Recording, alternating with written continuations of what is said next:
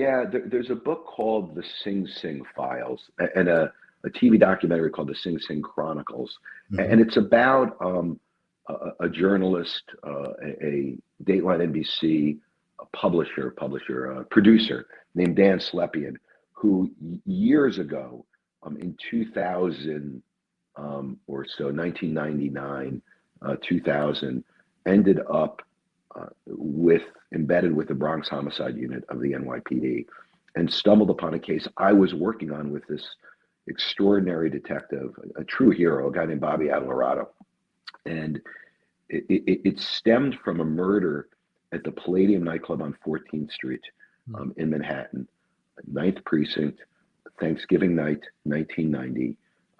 Two men are ejected from the club, come back with guns, shoot up the front. A bouncer dies, a guy named Marcus Peterson is killed.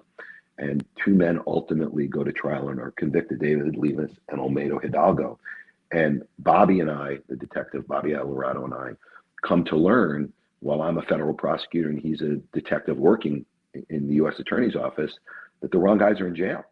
Oh. And it becomes this bizarre odyssey, taking 10 years, hearings, and ultimately a retrial to get these men out of jail.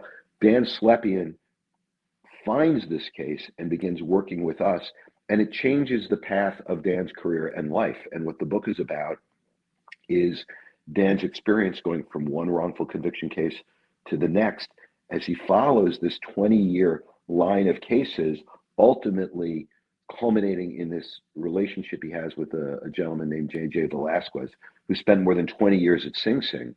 And J.J. finally has been vindicated.